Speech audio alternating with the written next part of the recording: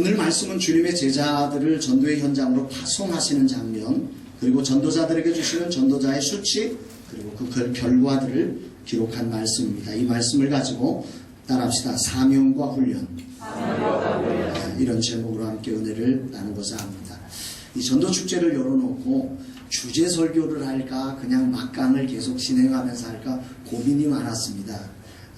근데 우리가 막강 부흥회라고 해서 열었던 그 시간들이 하나님이 계획하신 일이지 않겠나 생각해서 이렇게 쭉 달려가는데 전도축제에 맞는 말씀을 하나님이 하고 계신다 하는 생각을 하면서 역시 우리 하나님이 멋있다 하는 생각을 굳이 주제 설교하지 않아도 그 속에 하나님이 우리가 해야 될 모든 것들을 이 말씀 안에 담아놓고 우리를 기다리고 계시다는 사실을 느낄 때면 정말 이 전율 같은 걸 느낍니다. 아무튼 주님이 오늘도 크신 은혜를 주실 줄로 믿습니다. 복음을 전하는 일은 어떤 이유로도 놓칠 수 없는 우리의 사명입니다. 모든 그리스도인들에게 주어진 사명이라는 날입니다. 이것은 제 말이 아니라 마태복음 28장 19절로 20절에서 예수님은 이 땅을 마감하시고 이 땅의 사역을 마감하시고 하늘로 승천하시면서 남겨진 그리스도인들을 향해서 이렇게 말씀하셨습니다. 그러므로 너희는 가서 모든 민족으로 제자를 삼아 아버지와 아들과 성령의 이름으로 세례를 베풀고 내가 너희에게 분부한 모든 것을 가르쳐 지키게 하라. 볼지어다 내가 세상 끝날까지 너희와 항상 함께 있으리라 하시니라. 너희는 가서 모든 민족으로 제자를 삼으라는 것입니다. 그들을 가르쳐 지키게 하라는 것입니다. 이 일을 할 때 너희는 혼자가 아니라 하늘과 땅의 권세를 가지신 내가 너희와 항상 함께 할 것을 너희가 보리라. 너희가 보아라. 볼지어다. 볼지어다. 이걸 믿음으로 보라는 것입니다. 여러분들이 전도의 현장을 나갈 때 볼지어다. 오늘 이 만군의 하나님이 여러분들과 함께 하시는 것을 볼 수 있게 되기를 주의 이름으로 축원합니다. 주님은 친히 오셔서 전도하셨고 우리에게 유언적인 명령을 주셨기에 전도는 예수님을 따르는 모든 그리스도인들의 사명입니다. 전도는 잃어버린 자녀를 찾는 하나님의 마음이며 하나님의 소원입니다. 하나님이 이 땅에 한 사람도 잃어버리기를, 한 사람도 세상에서 원수 마귀에게 도적질 당하고 죽임 당하고 멸망당하기, 그 모습으로 살아가기를 원치 않습니다. 모든 사람이 내가 온 것은 양으로 생명을 얻게 하고 더 풍성히 얻게 하려 하십니다. 오늘 저와 여러분들의 삶 속에 하나님은 그 하늘나라의 풍성함을 주시기를 기뻐하시는 줄로 믿습니다. 이게 하나님의 소원입니다. 전도는 내가 생각하는 그 사람을 전도하는 게 아닙니다. 따라합시다. 하나님이 생각한 그 사람을 전도하는 게 전도입니다. 사도 바울이 아시아로 복음을 전하러 가는데 하나님이 아니다 하십니다. 마게도냐로 가라는 것입니다. 이 다릅니다. 우리 생각과 다르단 말이에요. 전도의 현장에서 우리는 전도하면서 저 영혼을 꼭 구원해야지. 아니, 전도의 현장, 그 영혼이 여러분들의 말을 듣지 않는다고 실망할 이유 조금도 없습니다. 하나님이 준비하신 그 사람이 있음을 믿으시기를 바랍니다. 그 사람 때문에 실망하지 마시고 전도의 현장을 지키다 보면 하나님이 준비하신 그 사람을 만나는 은혜가 있을 줄로 믿습니다. 전도는 예수님께서 제자들을 선택하신 목적이었어요. 마가복음 3장 13절로 15절에 보면 이에 12를 세우셨으니 이는 자기와 함께 있게 하시고 또 보내사 전도도 하며 귀신을 내쫓는 권능도 가지게 하려 하심이더라. 여기 보면 제자의 첫 번째 사명이 무엇인 줄 아세요? 가장 중요한 사명이 무엇인 줄 아세요? 가장 중요한 사명은 전도하고 귀신을 내쫓는 게 아니에요. 첫 번째 사명, 가장 중요한 사명은 따라합시다. 주님과 함께 있게 하시고. 이게 예수님의 제자의 첫 번째 사명입니다. 이게 없으면, 이게 왜 첫 번째 사명이어야 되냐면 이게 없으면 엉뚱한 일을 해버립니다. 엉뚱한 생각을 합니다. 그리고 자기는 주님 일을 잘하고 있다고 착각하는 것입니다. 오늘 여기 계신 분들이 그런 착각을 합니다. 요나가 주님이 니느웨로 가라고 하는데 자기는 다시스로 가면서 잘하고 있다고 생각합니다. 자기는 잘하고, 이게 정말 민족을 위하는 일이라고 생각하는 것입니다. 이게 가정을 위하는 일이라고 생각하는 것입니다. 이런 착각을 하는 거예요. 왜? 주님과 함께 하지 않았기 때문에 그런 것입니다.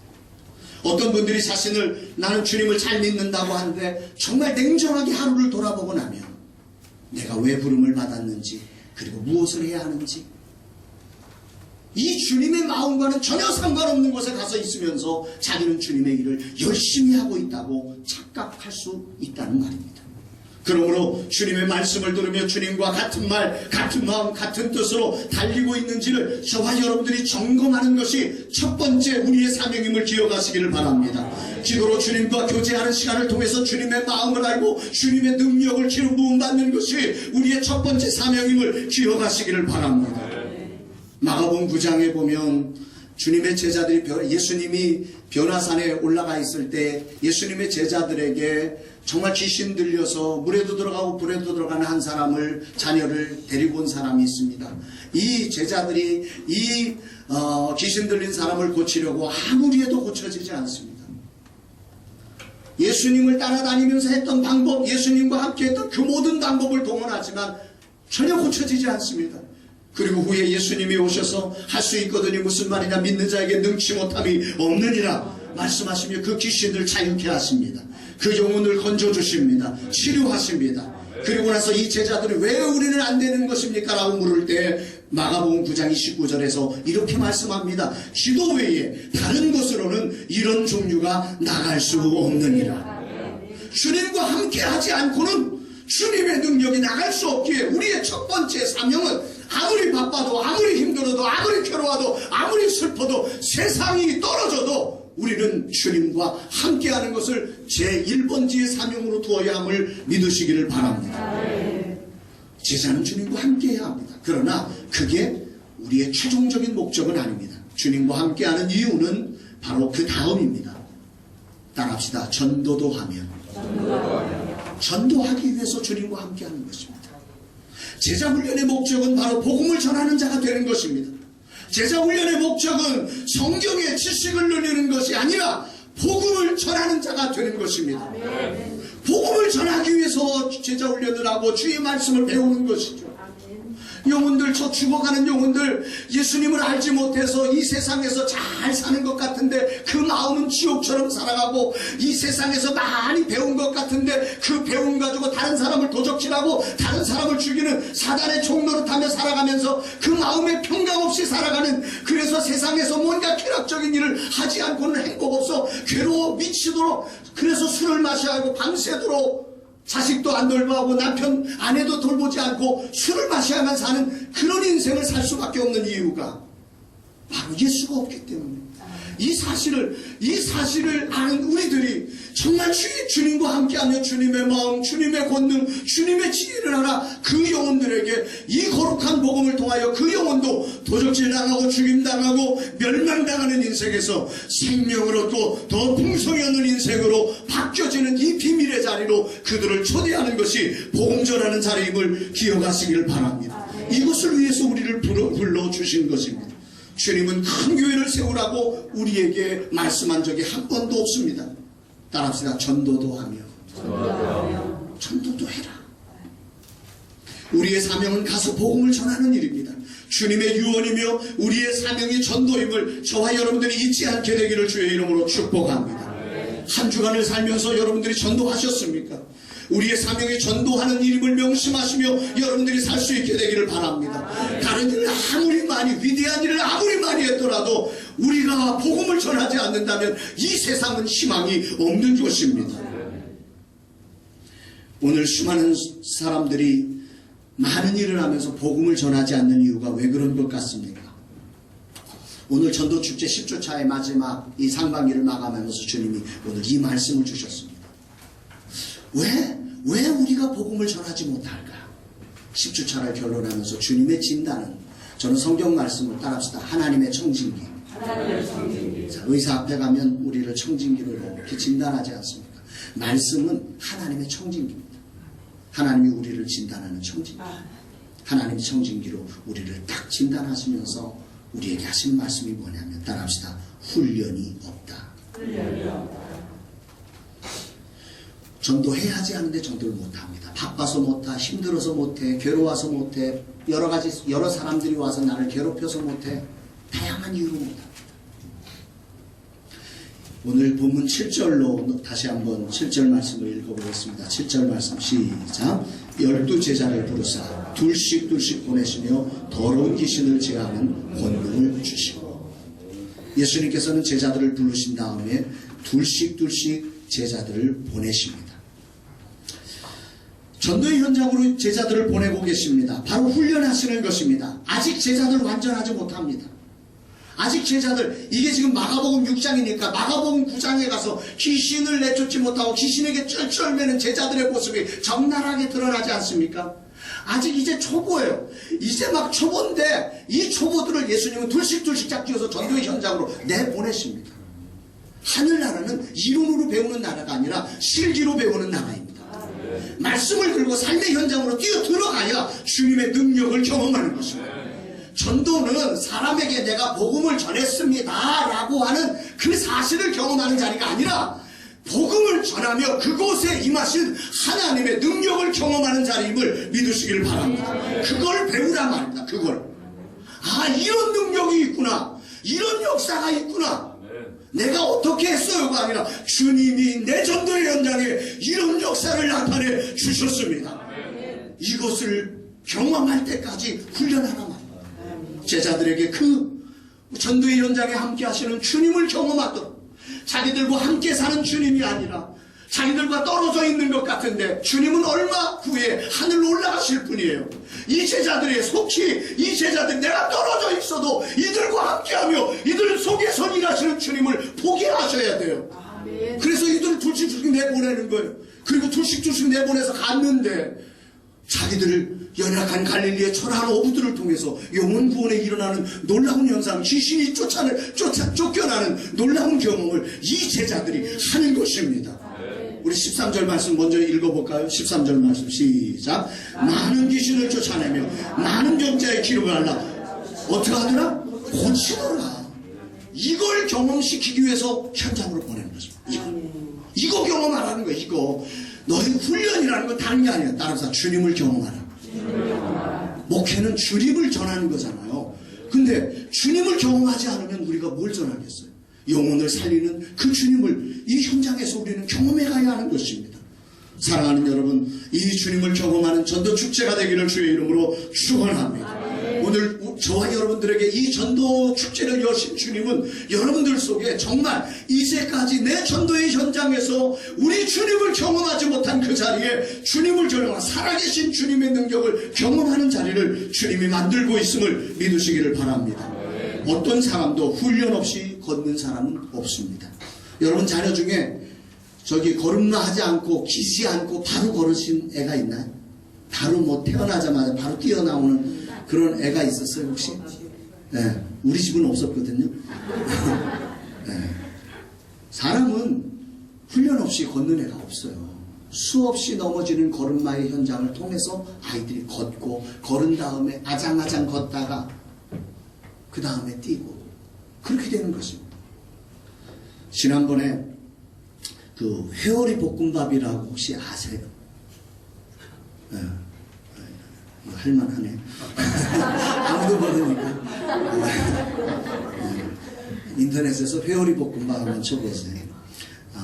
음식 그 달인에 대한 프로를 잠깐 봤어요. 이 회오리 볶음밥을 하는데 이 사람이 볶음밥에 올라가는 계란을 그냥 일반적으로 이렇게 딱 그 지단을 붙여가지고서는 덮어놓잖아요. 근데 이분은 이 지단을 하는데 이렇게 회오리를 쫙 해가지고 이렇게 싹 해가지고 아주 좀 색다르게 이 회오리 볶음밥이라고 만들어놨어요. 그랬더니 우리 집사람과 같이 그걸 봤는데 저거 내가 조금 저 정도 할 거야. 근데 아직도 못 하고 있어요. 안 돼요. 이 사람이 이제 그 다음에 그 뒷장면에서 이 사람이 연습하는 장면을 보여주는데 이 사람이 정말 수없이 많은 과정의 실패를 겪어가면서 이 회오리 볶음밥을 이 특별하게 이 계란을 만들기 위해서 거기다가 넣는 것도 다르고요. 계란만 넣지 않더라. 거기다 또 다른 걸 넣더라. 또 다른 것도 수없는 실패를 통해서 그걸 만들어낸 거죠. 그리고 났더니 그게 중요해요. 그리고 났더니 시간이 되면 줄을 서는 거예요. 식당 앞에. 이 주인이 고객을 기다리느라고 목이 빠지면 이게 참 힘듭니다. 이게 목이. 네? 근데 이게 거꾸로 돼가지고 고객이 음식을 기다리는 거예요. 따라서 고객이 음식을 기다리게 하라. 이게 부흥이에요. 이게. 이런 것들은요. 문제는 이 사람이 그렇게 고객이 기다릴 수 있는 음식을 만들 수 있었던 것은 훈련의 과정이었어요. 문제는 이런 훈련의 과정들을 우리가 자발적으로 하는 경우에는 괜찮은데요. 이 훈련을 받는데 이게 무슨 훈련인지 잘 모를 때가 이게 헷갈립니다. 이게 지금 훈련인지 내가 나를 힘들게 하는 건지 분간하기 힘들 때가 있습니다. 마치 나를 힘들게만 하는 것 같고 내 자존심을 건드리는 것 같고 마치 세상에서 나를 밀어뜨리는 것만 같이 느껴지는 훈련이 있단 말입니다. 이런 이야기가 있더라고요. 10대 소년인 이 다니엘이라고 하는 친구가 현명하고 영리한 미학이라고 하는 사부를 찾아 가라데의 아주 고수이라고 하는데 미학이라고 하는 사부를 찾아가서 나 가라데를 가르쳐달라고 그랬습니다. 근데 여러분 옛날 소림사 영화에 그 자주 나오는 장면 비슷한 이야기가 있습니다. 그 가라데를 가르쳐달라고 그랬는데 그 사부가 이 다니엘 소년한테 이런 얘기를 합니다. 자동차에 왁스칠을 해라. 근데 왁스칠을 하는데 이 반원을 그리라는 거예요.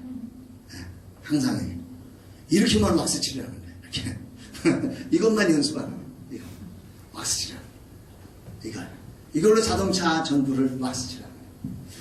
그렇게 해서 자동차 한 대를 다 이렇게 닦은 거예요. 이렇게. 그리고 났더니 이제 사부한테 이제는 무술을 가르쳐 주겠지 하고 갔더니 이번에는 페인트를 칠해. 울타리에 페인트를 칠해라. 울타리에 페인트를 칠하는데 어떻게 칠하냐면 이것도 정확한 동작이 있어요. 앉았다 섰다 앉았다 섰다 이렇게 해서 페인트를 칠하는 그 긴 울타리를 이러고 앉아가지고 이러고 앉아가지고 다 칠해요. 한동안 맨날 울타리만 칠하다가 승질 나가지고서는 막 그러는데 이번에는 마지막으로 이제 못을 박아라. 그래놓고 망치를 갖다 주고서는 수없이 못만 박고 있는. 여러분 같으면 승질 나겠습니까? 안 나겠습니까? 이 사람 뭐하러 왔죠? 무술 배우러 온 거잖아요. 가라데라는 무술 배우러 온 거잖아요. 근데 이게 무술하고 무슨 상관이냐? 이게 무술하고 무슨 상관이 있냐?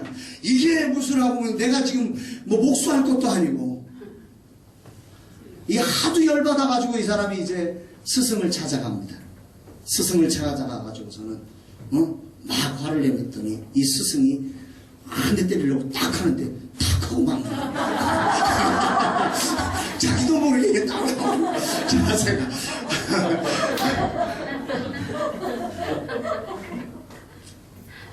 따라합시다. 훈련. 몰랐어요 이 사람. 자기가 무슨 훈련을 배우는지 가라데를 배우는지 지금 자동차 닦는지 이걸 몰랐지만 고수는 이 사람에게 무술을 가르친 것입니다. 하나님은 저와 여러분들이 오늘 뭘 하는지 모르지만 부르신 하나님은 놀라우신 분입니다.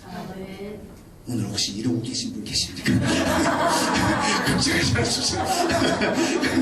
어떻게 이러고 계신 분 계십니까? 걱정 안 하셔도 됩니다. 주님이 쓰십니다. 그 과정이 정말 놀라운 것을 하나님의 능력이 나타나 따라서 주의 권능이 나타나는 자리에 주의 권능을 주시려고 권능을 주시려고 권능을 주시려고 이 비밀을 여러분이 아셔야 돼요. 훈련의 목적은 고생시키는 게 아니라 주의 권능을 주시는 이 귀한 비밀을 위해서 주님이 우리를 그렇게 다루시는 것입니다. 영화 가라데 키드에 나오는 실화와 비슷한 이야기입니다. 어떤 분야든 충분한 준비와 훈련의 과정 없이 고수가 될 수 없습니다. 훈련 없이 어느 날 갑자기 이게 나오는 게 아닙니다. 훈련 없는 사람은 이렇게 맞습니다. 너무 힘듭니다. 사랑하는 여러분, 조금 힘들고 아무리 해도 안 되는 것 같지만 이 일을 우리에게 맡기신 주님은 틀림없이 우리를 영적 고수로 만들고 계심을 확신하시기 바랍니다. 전도 축제 열었으면 충성하십시오. 교회도 선포하시고 함께 이 전도의 자리에 주님이 권능을 주시리라. 주님이 권능을 주시리라. 주님이 권능을 주시리라. 고생시키려고 이 일을 하는 게 아니라 권능을 주시려고 하는 것입니다. 왜 우리 교회는 사람이 안 오나? 왜 우리는 전도해도 안 되나? 괜찮아요. 거기에 몇 사람을 만나고 몇 사람이 되고 그게 중요한 게 아니라 주님의 권능을 여러분들에게 주실 것입니다. 근본에 반드시 하늘 부흥에 순종하면서 달려가는 여러분 모두에게 경험되는 은혜가 있을 줄로 믿습니다. 그러면 주님이 하시는 훈련의 내용은 어떤 것이 있을까요? 오늘 7절 하반 7절에 보면 12제자를 부르사 둘씩 보내시며, 따라합시다. 둘씩 보내시며. 훈련 제목 첫 번째가 둘씩 보내시는 것입니다. 전도에 나가는데 둘씩 짝지어 보내셨다는 것, 이거는 첫 번째로는 예수님의 배려입니다. 혼자 가면 쉽게 무너지니까 둘씩 해서 서로 격려하면서 하라고 얘기합니다. 그러나 이 둘씩 보내시면서 이렇게 격려해서 가는 거, 이거 참 좋은 일이고, 전도서 4장 9절로 12절에 보면 두 사람이 한 사람보다 나으면 그들이 수고함으로 좋은 상을 얻을 것입니다. 혹시 그들이 넘어지면 하나가 그 동물을 붙들어 일으키려니와 홀로 있어 넘어지고 붙들어 일으킬 자가 없는 자에게 화가 있으리라. 또 두 사람이 함께 누우면 따뜻하거니와 한 사람의 옷이 따뜻하리 한 사람은 패하겠거니와 두 사람이 맞설 수 있나니 세 겹줄은 쉽게 끊어지지 아니하느니라. 이 말씀이 있어요. 정말 좋은 거예요. 두 사람이 함께함으로써 우리가 시너지 효과를 나타내고 더 놀라운 일들을 만들어갈 수 있고 쉽게 좌절하지 않을 수 있어요. 그러나 이것만이 목적이 아니라 진짜 교육의 목적은 거기에 다른 데 있어요. 둘씩 따라합시다. 우리는 죄인이다. 애들 키워보시면 알잖아요. 애들 이제 지가 좀 걷잖아요. 엄마 손 언제 잡는 줄 아세요? 엄마 손 언제 잡는지 아세요? 필요할 때만 잡아요. 이제 지가 하고 싶으면 손 넣고 막 잡으려고 해도 손 넣고 막 달아나요. 애들이 혼자 하겠다는 거예요. 이게 죄된 인간의 본성이에요. 둘씩 짝지어 놓잖아요. 혼자 갑니다. 이게 짝이 또 맞으면 좀 괜찮아요. 근데 맞는 짝이 10분의 1이나 되나요? 10분의 1도 안 돼요. 맞는 짝이. 아니, 사랑하는 부부도 안 맞는데 신기하게 안 맞잖아요. 나는 우리 집사람하고 왜 그렇게 안 맞는지 모르겠어요. 평생을 살아도 안 맞아요. 신기해. 맞는 게 없어요. 진짜로 맞는 게 없어요. 우리 집은 딱 이렇게 돼 있어요. 네. 우리 마누라는 이불을 안 덮어야 되고 저는 이불을 덮어야 돼요. 같이 잘 수가 없어요.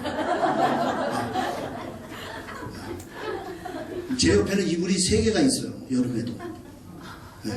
상황에 따라서, 안 그러면 감기가 걸리니까 상황에 따라서 바꾸고 덮어야 돼요. 우리 집사람은 이불 근처도 오면 안 돼요. 여름에서. 아니 그래도 한 침대에서 자야 되잖아요. 이게 어찌 이렇게 하나님이 다른 사람을 부부로 도와주고. 이게 죄된 인간의 이 속성이 있어요. 인간은 둘이 있는 게 이게 아주 너무너무 힘들어요. 주님은 근데 전도의 연장을 혼자 안 보내고 둘씩 짝지고 보내요. 주님은 세상을 변화시키는 위대한 전도의 사명을 주실 때 개인에게 주지 않고, 따라합시다. 너희는 공동체에게 주겠어요. 공동체에게. 개인이 아니에요. 공동체에게. 세상을 변화시키고 세상을 하나님 나라로 만드는 이 위대한 일이에요. 전도는 너무너무 위대한 일인데, 우리 하나님은 이 제자들을 훈련시키면서 첫 번째 이 위대한 일을 둘씩 하라고 말씀하고 계십니다. 근데 우리가 죄인이라 둘씩 이렇게 같이 가다 보면 이게 맞는 것보다는 틀리는 게 더 많습니다. 처음엔 맞는 것 같은데 따라합시다. 살면 살수록 속이 터진다. 네. 처음에는 몰라서 이 인간이 좋은 줄 알았는데 살면 살수록 이게 뭐가 속에서 우러나오기 시작했는데, 진짜.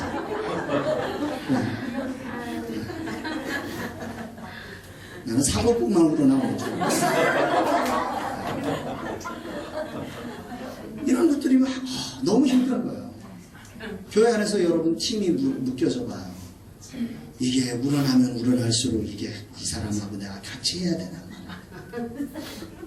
내가 이 인간을 내가 그래가지고 목사님을 찾아가가지고 목사님 저 인간과 못하니까 다른 사람과 붙여주세요. 왜 이런 일이 한두 번이냐. 네 여러분 바로 그게 훈련입니다. 바로 그 사람을 용납하는 그 사람과 천국을 만드는 훈련이 주님이 전도의 현장에서 우리에게 첫 번째로 갖추는 훈련의 목록입니다. 그 사람과 함께 복음을 전하는 나와 그렇게 다른 사람과 함께 서로 다름을 하나로 만들어내며 복음을 전하는 거죠. 복음은 여러분 어떤 게 복음이냐면 사람들이 보는 복음은 그런 거예요. 우리가 전하는 메시지가 아니라 우리가 보여주는 삶입니다. 우리가 전하는 메시지보다도 둘이 함께 경험하며 천국을 보여주는 그 모습을 통해서 저 사람들은 우리가 전하는 전도지, 우리가 전하는 강냉이, 우리가 전하는 모습 속에 저들이 정말 황홀한 감정을 가지고 나도 당신들처럼 어떻게 천국을 누릴 수 있겠느냐고 달려올 수 있는 것입니다. 사랑하는 여러분들이요, 오늘 교회가 세상에 물들어 교회가 동호회로 전락하고 있습니다. 자기 맞는 사람끼리 끼리끼리 뭉치고 있습니다. 교회는 부자와 가난한 자, 배운 사람과 못 배운 사람, 까칠한 사람과 부드러운 사람, 온유한 사람과 불같은 사람이 하나 되는 곳입니다. 예수 안에서 성령 안에서 성령이 하나 되신 것을 지키는 곳이 교회인 줄로 믿습니다. 그 성령이 하나 되게 하신 것을 지키며 세상에 나가서 그것을 보여주는 것이 전도임을 기억하시기를 바랍니다. 자기와 맞는 사람을 찾으면 그건 동호회이지 교회가 아닙니다. 주님은 제자들을 불러 서로 다른 사람들이 하나가 되는 훈련을 시키고 있는 것입니다.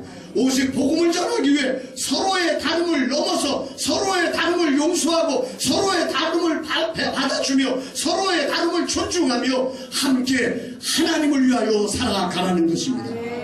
교회가 동호회처럼 보일 때가 있습니다. 그러나 속을 들여다보면 완전히 다릅니다. 같은 취미의 사람들이 모인 것 같지만 취미 생활을 위해 모인 게 아닙니다. 같은 취미로 모였지만 우리는 취미 생활을 통해서 복음을 전하기 위해서 모인 것입니다. 취미 생활의 재미를 알려주기 위해 사람들을 만나는 것이 아니라 복음으로 서로 다른 사람들이 어떻게 천국을 이루는지를 보여주기 위해서 오늘 우리가 모여있는 것임을 기억하시기를 바랍니다. 교회가 공동체가 세워졌을 때 여러분 명심하십시오. 우리는 친교 모임이 아닙니다. 내 성질과 맞는 사람, 나를 받아주는 사람을 만나는 곳이 아니라 그 어떤 사람이든지 예수님이 나를 용납해 주셨음을 믿고 생명을 버리시기까지 나를 사랑하신 주님처럼 나도 저 영혼을 따라합시다. 저 영혼을 사랑하리라. 이 계명 하나를 지켜내기 위해서 성령의 하나 되게 하심을 이 계명을 가지고 지켜내기 위해서 주여 내가 저 영혼도 사랑할 수 있는 힘을 허락하여 주시옵소서. 기도하며 끊임없이 그 영혼을 부둥켜 안고 함께 나가 복음을 전하는, 그래서 복음의 전도보다도 더 중요한 따라합시다. 전도자의 성장이 교회의 성장이 이게 주님이 제자 훈련을 주님은 지금 제자 훈련을 하고 있는 겁니다. 주님은 교회도 없는데 사람들 전도해가지고 뭐 데려올 것도 아니고, 주님은 지금 이 제자들에게, 이 제자들이 앞으로 세워질 교회, 영광스러운 교회를 이룰 때에 이들의 그 교회가 어떠한 교회가 되어야 하는지를 이 제자들에게 지금 몸소 가르치고 있는 것입니다. 서로 다른 사람들이 둘씩 뭉치는 것 자체가 전도자로서 가장 중요한 훈련입니다. 어떤 사람들과 하나가 되든지 그것을 감사하며 훈련을 받을 수 있기를 주의 이름으로 축원합니다. 서로 먼저 섬겨주십시오. 서로 먼저 격려해 주십시오. 서로 먼저 용서해 주시기를 주의 이름으로 축복합니다. 주님이 나를 용서하신 것처럼 우리는 완전하지 못해요. 우리는 얼마든지 실수합니다. 저도 실수합니다. 날마다 실수합니다. 돌아놓고 나면 회개합니다. 실수하는 것에 대해서 두려워하지 마시고요, 그런 부분에 다시 주님 앞에 나와서 주님, 내가 실수했나이다. 내 말과 내 태도가 저 영혼 앞에 상처가 되었나이다. 주여 용서해 주시고 저 영혼을 붙들어 주옵소서. 저 영혼을 사랑할 수 있게 하여 주옵소서. 끊임없이 주님 앞에 그럼에도 불구하고 기도하고 달려가다 보면 그 영혼을 성장시키는 것도 있지만 더 중요한, 따라합시다, 내 그릇이 성장한다. 이게 중요한 것입니다. 하나님은 우선 내게 관심이 있습니다. 나를 성장시키고 내 그릇이 커져야 더 많은 영혼을 담을 수 있거든요. 이것이 둘씩 파송하신 주님의 뜻임을 기억하시기를 바랍니다. 우리 옆에 사람을 축복하십시다. 당신을 용서하겠습니다.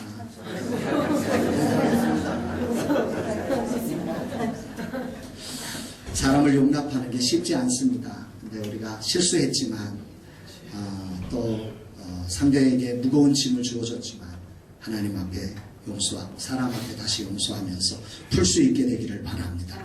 세계적인 검색 사이트 구글이 인재를 기르면서 반드시 하는 훈련이 하나 있다고 합니다.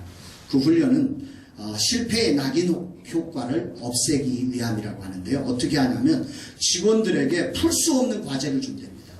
이 구글에 정도 들어가면 세계적인 인재들입니다. 세계적인 인재들이 도저히 풀 수 없는 문제를 갖다 줍니다. 인재들이니까 막 풀겠다고 막 노력을 한답니다. 막 풀다가 보면 고심하고 연구하고 막 하는데도 안 풀리면 열받는답니다. 막 화를 내고 막 난리를 친답니다. 그런데 그렇게 실패를 겪고 나면 이제 막 어쩔 줄 모르는데 시간이 지나면서 이 사람들에게 아주 중요한 걸 배운답니다. 따라합시다. 내가 실패해도 회사는 돌아가더라. 우리에게 착각이 있어요. 내가 실패하면 세상이 망할 것 같아요.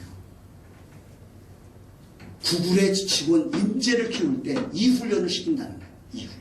너 실패해도 이 구글 돌아간다. 세상 돌아간다.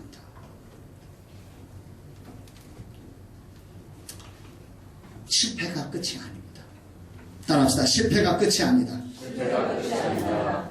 오늘 주님이 둘씩 보내시면서 나 자신이 얼마나 초라한 존재이고 내가 얼마나 옹졸해서 저와 한 사람도 받지 못하는 사람인지를 철저하게 실패를 시키는 과정을 주님이 하십니다. 실패를 인정해야 돼요. 내가 저런 사람 하나도 받아들일 수 없는 연약한 자임을 처절하게 그거 여러분 낙심하지 마시고 어떤 사람은 그것 때문에 막 나는 자격 없어 그러는데 그러지 마세요. 저 맨날 실패해요. 저 맨날 날마다 실패해요. 제가 오죽하면 저 독서토론 지도자 양성과정 교육하고 끝나고 나서 식사하면서 내가 그 강사한테 그런 얘기를 했어요. 그 강의 속에 제가 정말 그 감동받은 게 하나 있어요. 사람이 뭔가를 가르치면 첫 번째 나오는 게 주관적 소리가 나온대요. 주관적 소리란 자기 소리예요. 자기 소리가 나오고 자기 소리를 한참 해야 객관적인 소리. 다시 말하면 강의 내용을 얘기한다 이 말입니다. 사람은 우리는 이렇게 가르쳤으니까 강의 내용에 대한 답이 오기를 원하는데 수준 처음에는 그게 안 된다. 자기 소리를 하게 돼 있다. 저는 그거 못 봤거든요. 자기 소리. 아니 지금 그 주제 파악을 못하고 그런 소리를 하나? 막 이러면서 막 열을 받거든요. 막 이렇게. 그래가지고 막 이렇게. 근데 지금 표정 관리를 좀 하지만 옛날에는 아예 표정 관리도 안 됐어. 그게. 근데 그 강의를 들으면서 그렇구나. 자기 소리 따라합시다. 자기 소리가 나와야. 나는 그걸 막 못 나오게 막 하지 말라고 그랬는데 그게 나와야 되는 거야. 나와야.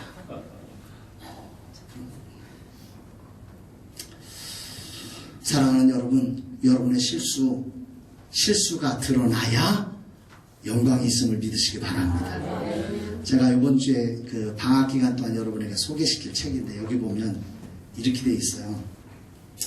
내가 가짜라는 것을 들통내십시오.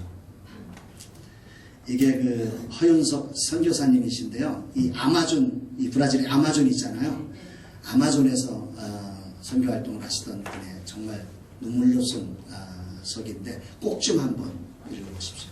정말 좋은 책이고 우리 목사님들이 꼭 한번 전도 현장에서 읽어보셔야 할 아주 중요한 책이다 생각이 드는데 여기에 이 말 따라합시다. 가짜라는 것을 드러내십시오. 실수한 것을 여러분 두려워하지 마십시오. 따라합시다. 내가 실수했습니다. 내가 부족합니다. 내가 또 실수했네요. 괜찮다 이 말입니다. 그게 드러나면서 여러분들이 강해지는 것입니다. 주님의 만져주심이 있습니다. 주님의 보호하심이 있습니다. 주님의 일으켜주심이 있습니다. 우리는 혼자 있을 때 자신의 단점이 드러날 수가 없습니다. 그래서 주님은 둘씩 보내시며 우리를 훈련하시는 것입니다. 그 다음 훈련이 이 예수님이 이 제자들을 훈련하시는 두 번째 훈련의 과정은 절대적으로 하나님만 신뢰하는 훈련입니다. 8절로 9절 말씀 같이 한번 보겠습니다. 8절 9절 시작.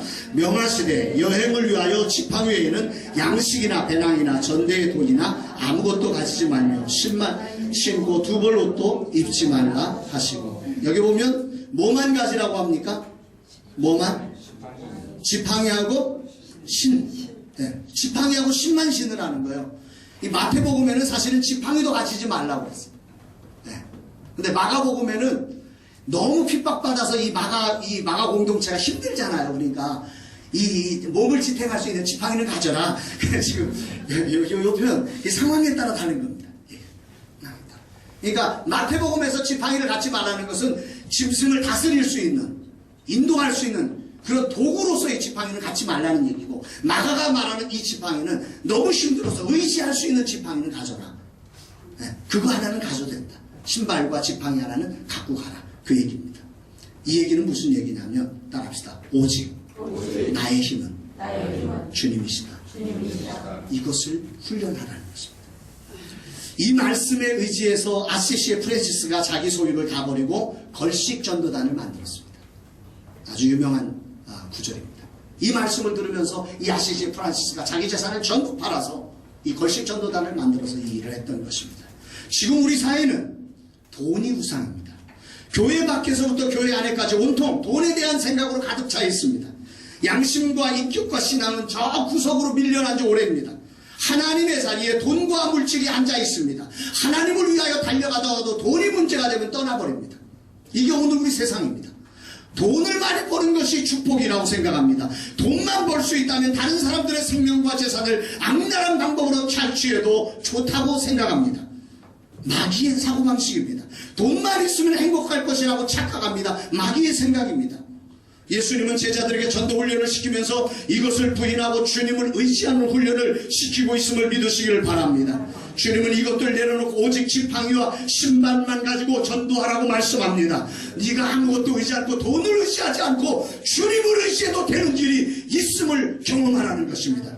주님으로 되는 길이 있음을 믿으시기를 주의 이름으로 축원합니다. 그래야 우리가 이 세상의 완전한 실패자들에게 예수가 길입니다. 예수 안에서 다시 시작할 수 있습니다. 보라, 그리스도 예수 안에 있으면 새로운 피조물이라, 이렇게 말할 수 있는 것 아니겠습니까?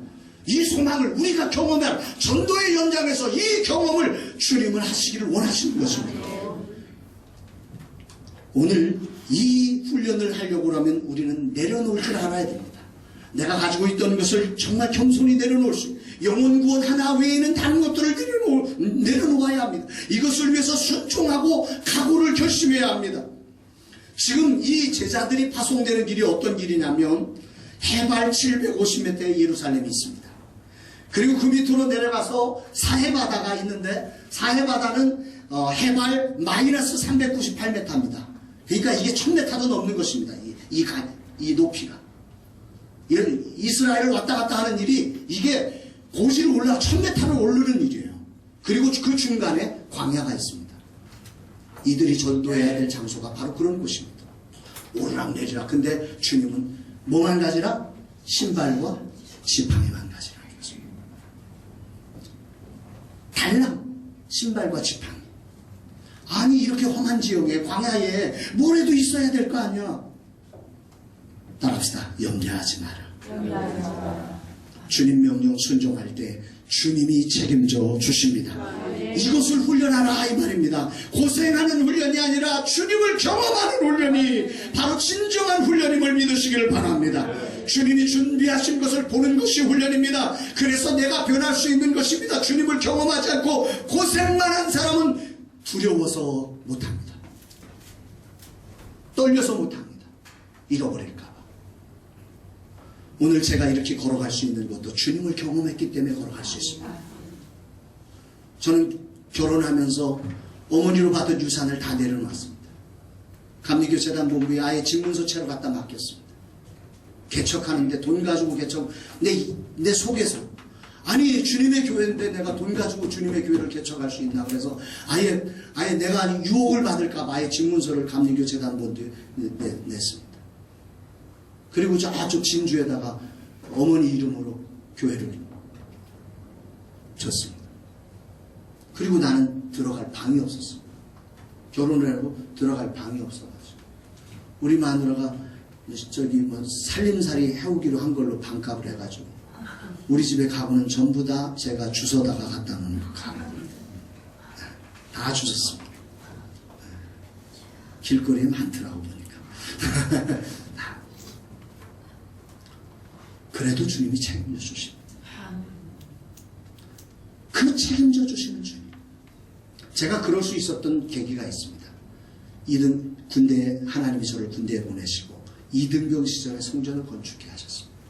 나는 그 하나님을 경험했습니다. 살아계신 하나님, 인간의 그 어떤 방법으로 되지 않는 하나님이 하시는 방법을, 하나님이 하시는 일을 제가 경험했기에 저를 버릴 수 있었습니다. 교회를 내려놓으라 할 때 교회를 내려놓을 수 있는 용기가 있었습니다. 아니 아무것도 없이 애들 고3 고1인데 어떻게 살아? 그래도 내려놓을 수 있는 용기, 비록 얻어맞고 내려놓았지만 내려놓을 수 있는 용기, 근본적인 용기는 있었어.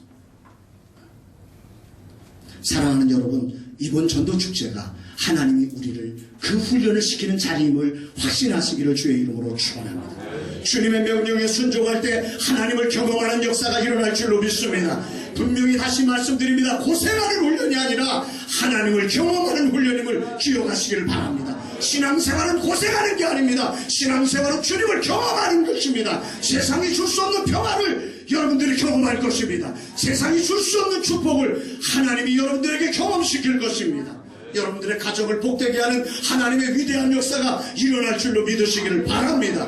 이 훈련의 자리를 피하지 마십시오. 이 훈련의 자리에 변명하지 마십시오. 이 훈련의 자리에 도망가지 마십시오. 이 훈련의 자리에 한가운데로 들어가 주님 앞에 정말 주님이 하시는 훈련을 여러분들이 경험해서 그곳에 살아계신 위대한 주님을 경험할 수 있게 되기를 주의 이름으로 축원합니다.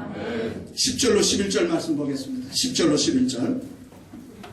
10절로 11절 말씀 시작. 또 이르시되 어디서든지 누구의 집에 들어가거든 그 곳을 떠나기까지 거기 유하라. 어느 곳에서든지 너희를 영접하지 아니하고 너희 말을 듣지도 아니하거든 거기서 나갈 때 발 아래에 먼지를 떨어버려 그들에게 증거를 삼으라 하시니. 따라합시다. 버림받을 용기. 버림받을, 주님을 따르는 전도는 버림받을, 저 사람이 나를 버려줄 용기가 없으면 못하는 것입니다. 전도지를 줬는데 싫어요? 나는 불교 다녀요? 나는 교회 다녀요? 교회 다니는 사람 그러지 마세요. 아, 수고하십니다. 이래주면 되죠. 난 딴 교회 다녀요? 누구 기죽일 일 있어요? 아, 수고 많으시네요. 한마디라도 해주고 하면 얼마나 좋냐고요. 어떤 분은 빵도 사주는데, 제가 전철역에서 막 기타 치면서 복음 전하니까 한 분이 딱 나갔다 오더니 빵하고 이렇게 음료수하고 해서 요거 드시면서 하세요. 얼마나 고마워요. 막 100배나 하잖아요. 예수 믿는 사람, 나 딴 교회 다니 이래가지고. 절대 우리는 그러지 마십시오. 우리는 알잖아요. 우리는 그 심정을, 그때 그 심정을 아는데. 사랑하는 여러분, 정말 그러나 우리 자체는 이 버림받을 각오를 하고 가야 돼요. 전도는 따라합시다. 버림받는 것이다. 버림받는 것이에요. 전도가 버림받는 것이에요. 예수님은 제자들에게 말씀하는 거예요. 너희를 영접하지 아니하고 너희 말을 듣지도 아니하거든. 이런 일이 있다 없다? 있다는 거죠. 거기에 너무 신경 쓰지 마라. 그러면서 그 다음에 너희 발 아래 먼지를 떨어버려 그들에게 증거를 삼으라. 이 말은 그들을 저주하라. 이 말이 아니에요. 우리 착각하시면 안 돼요. 그들이 준 세상적인 반응으로 너희들 같이 반응한 세상적인 세속적인 것들을 떨어버리라는 말이에요. 더 거룩해지라는 말이지 그들을 저주하라는 말이 아니에요. 성경을 거꾸로 읽어내면 안 돼요. 주님이 세상 저주하라고 그러겠어요. 그게 아니라 그들이 그렇게 한다고 너도 그렇게 하려고 하는 세상적인 세속의 마음을 먼지를 떨어버리라. 할렐루야. 네. 영화 타이타닉을 여러분 아시죠? 거대한 배가 침몰하는 순간에 끝까지 요동하지 않고 거기서 부른 찬양, 그 찬양이 뭐죠? 타이타닉의 주여 내 주를 가까이 하게 함은, 시간상 것까지. 이 이야기는, 타이타닉에 나오는 이야기는 허구입니다. 그런데 그 속에 있던 악단장 윌라드 하틀리라고 하는 사람은 허구가 아닙니다. 그는 실제 인물입니다. 모두가 살려고 발버둥 치는 그 자리에 침착하게 악기를 연주하며 사람들의 마음을 안정시키고 찬양의 가사를 통해서 하늘을 보라고, 천국을 보라고 외치며 마지막까지 이 사람은 그렇게 살아냈습니다. 예수님이 소망이라고 침몰하는 배 한가운데서 메시지를 토해낼 수 있는 복음의 영웅이 이 시대에 필요합니다. 세상에 버림을 당하는 그 한가운데서도 예수님이 우리의 소망입니다라고 외칠 수 있는 저와 여러분들이 될 수 있기를 주의 이름으로 축원합니다. 모두가 죽겠다고 힘들어 외치는 세상에서 예수님을 의지하라고 외칠 수 있는 복음의 영웅을 주님은 오늘 기다리고 계십니다. 전도 축제를 통해서 우리가 그런 사람이 되기를 주님은 원하고 계십니다. 사명자라고 외치면서 훈련을 거부한다면 그 사람은 결코 사명을 감당할 수 없습니다. 주님이 펼쳐주신 근본 전도 축제를 통해 사명자로 훈련받아 이 마지막 시대에 돈이 최고처럼 보이고 모두가 힘들어 죽겠다고 외치는 시대에 당당하게 서서 예수가 소망입니다, 예수가 참된 평안을 주십니다, 예수가 참된 희망입니다라고 당당하게 외치는 저와 여러분 될 수 있기를 주의 이름으로 축원합니다. 이 나라의 경제가 지금 타이타닉호가 침몰하듯 침몰하고 있습니다. 이 나라의 정치가 그렇습니다. 남북의 관계가 그렇습니다. 세상의 문화가 지금 날로 침몰해가고 있는 이 한가운데서 과학과 문명과 다양한 것들이 길이라고 외치는 이 한가운데서 오늘 예수의 사람들이 예수가 길입니다, 예수가 희망입니다, 예수님이 유일한 우리 가정에 행복을 주시는 분이십니다라고 외칠 수 있는 여러분 되시기를 주의 이름으로 축원합니다. 주님이 기다리고 계십니다. 그리고 큰 권능을 여러분들에게 부어주실 것입니다. 문제는 이 훈련의 과정에 우리의 마음을 지키는 것이 중요합니다. 잠언 4장 23절에 보면 모든 지킬 만한 것 중에 더욱 내 마음을 지키라, 생명의 근원이 이에서 남이니라. 여러분 이 일을 하면서 10주차까지 오면서 마음이 벌써 10주차 정도 되면 마음이 따라합시다. 마음을 지키라.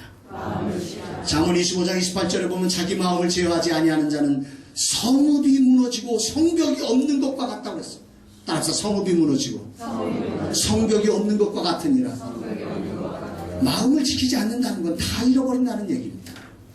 아가서 2장 15절에는 이런 말씀이 나옵니다. 우리를 위하여 여우 곧 포도원을 허는 작은 여우를 잡으라. 우리의 포도원에 꽃이 피었습니다. 따라합시다. 우리 포도원에 꽃이 피었습니다.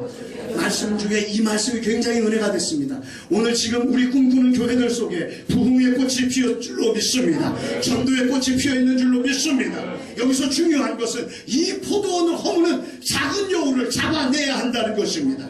사단은 오늘 우리의 이 부흥의 꽃, 전도의 꽃을 허무는 이 작은 여우를 집어넣으면서 우리의 마음에 엉뚱한 생각을 들게 만들어 놓는 것입니다. 저는 요즘 기도합니다. 이렇게 기도합니다. 주님, 제 안에 어둠의 점 하나도, 죄악의 점 하나도 있지 않게 하옵소서. 하늘 부흥이 흘러가 우리 꿈꾸는 교회들을 축복할 때에 어둠의 점 하나에도 오염되지 않도록 주님 저를 돌보아 주옵소서. 그래서 제가 바라보는 곳에 부흥이 있게 하시고, 제가 손을 대는 곳에 부흥이 있게 하시고, 제 발이 닿는 곳에 부흥이 있게 하시고, 제 귀에 부흥이 들려지게 하여 주시옵소서. 날마다 그렇게 기도합니다. 한 이야기를 하면서 오늘 설교를 마치려고 합니다. 모리스 장드롬이라고 하는 20세기 최고의 첼리스트가 있는데요. 그가 인터뷰에서 첼로를 잘 다루는 비법에 대해서 말하면서 이 사람은 첼로를 잘 다루는 비법은 단 하나, 연습입니다. 이렇게 얘기했습니다. 그는 날마다 바흐의 무반주 첼로 모음곡 전곡을 연습했다고 합니다. 날마다. 그런 그가 더더욱 연습에 몰두하게 된 한 사건이 있는데요. 그가 천재 화가로 알려진 피카소와의 만남을 통해서였습니다. 어느 날 이 장드롬이 평소 존경하는 피카소를 만나서 그에게 용기를 내서 이렇게 부탁을 했답니다. 선생님, 제가 선생님 그림을 정말 너무 좋아하는데 선생님 그림 한 장 그려줄 수 있습니까? 그래서 그랬더니 이 피카소가 물론이죠. 어떤 그림을 원하세요? 그랬더니 제가 첼로시스트니까 첼로 그림을 하나 그려줬으면 좋겠습니다. 첼로는 제 인생의 전부니까요. 그랬어요. 이 피카소가 네 그러겠습니다. 피카소가 미소를 지으면서 그렇게 허락을 했습니다. 그 뒤로 계속 이 피카소와 몇 번을 더 만났는데 그림을 안 주는 것입니다. 1년이 지났어요? 그림을 안 줘. 2년이 지났어요? 그림을 안 줘. 5년이 자 이 사람이 이제 잊어버렸어요. 10년이 지났어요. 그런데 어느 날 피카소가 이 사람 10년 후에 만났는데 그림을 한 장 딱 갖다 주는 것입니다. 이 사람이 이게 뭐예요? 이 사람이 잊어버렸어요. 이게 뭐예요? 그랬더니 옛날에 첼로 그림을 부탁하지 않았어요? 예, 그랬죠. 전 선생님이 잊은 줄 알았는데. 그때 피카소가 이 사람에게 이렇게 대답을 했답니다. 첼로를 그려달라는 말씀을 듣고 탐나는 대로 첼로 그리는 연습을 했습니다. 10년이 지난 후에야 비로소 제 마음에 드는 첼로를 그려낼 수 있었습니다. 그래서 이제 가져왔습니다. 끝.